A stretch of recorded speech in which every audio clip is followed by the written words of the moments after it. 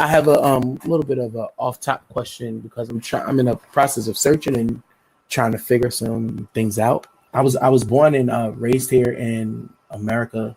I've been doing like research and going back through my history of where some of my like people and stuff come from, and then there's been like different oral traditions that I've found, other records that I've found from outsiders that talk about there may be some case of some of us who were taking on the transatlantic slave trade as being Hebrews, of having Hebrew roots, right?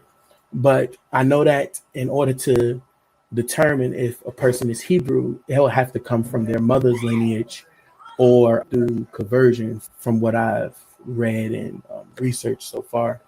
So for a person like me who's outside, who's coming back, because I honestly believe that the Most High is calling me back to the original state of however it was. I don't know that yet. I'm still in the process of searching. What is your suggestion that one should do? Convert. Here, look, Okay. even if some guy who happens to have modern day Jewish features to them. Now, there's no such thing as Jewish features, but nowadays people think that Jews look like Seinfeld or Jackie Mason or Barbara Streisand. And he tried to make Aliyah. He tried to immigrate to the land of Israel. They will not accept him unless he has some proof of Jewishness, either observant family that has like a hazaka, like an understanding that they are Jews in a community and they've been accepted for a while, a ketubah of like a grandparent saying that some rabbi validated your father or your mother enough to marry them as Jews. That's still tied to hazaka, like an understanding that they're Jewish. And that's pretty much it. No one is accepted in the state of Israel or in an Orthodox synagogue because they were able to take a DNA test and prove that they have Jewish blood. So it's not a white, black, Spanish, Asian issue. They want proof outside of looks, outside of genetics. Now, truth be told, people who look Jewish are accepted more than people who do not have Jewish features. That's all over the world, and that's with every religion. There's a separation between, in many places, black Muslims and white Muslims. But only because someone feels they have Jewish blood, that's fine. But you can't expect the Jewish people to just accept that.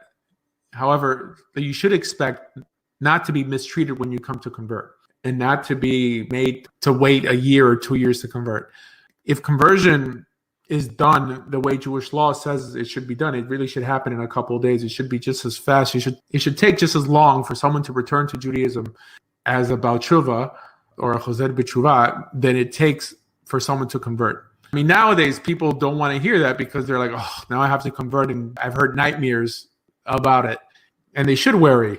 But it speaks bad about not Judaism, but it speaks bad about the rabbis and Judaism today, but not authentic Judaism, what appears in the Torah, like, and what appears in Jewish law. Hey, you were talking about a ketubah, and I have a wedding certificate, a marriage certificate that my mother-in-law and father-in-law were married in a synagogue in the Bronx that was signed by their rabbi. And I know that's not a ketubah, but is it the same? No. No. I don't know how the laws were in New York back then, but I know nowadays in New York, because I have a friend who's a rabbi who also officiates weddings, that you have to find someone to officiate the marriage. You just can't go into like a courthouse and get married.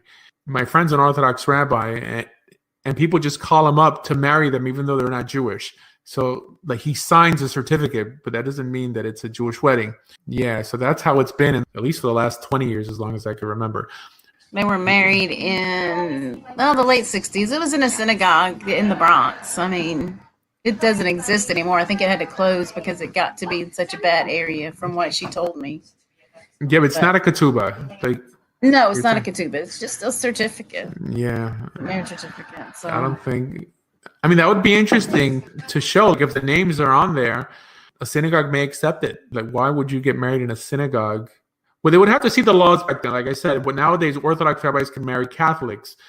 and do marry Catholics because they charge for this in the state of New York. But back then, it may prove that you're Jewish, because I don't think they did it like that back then.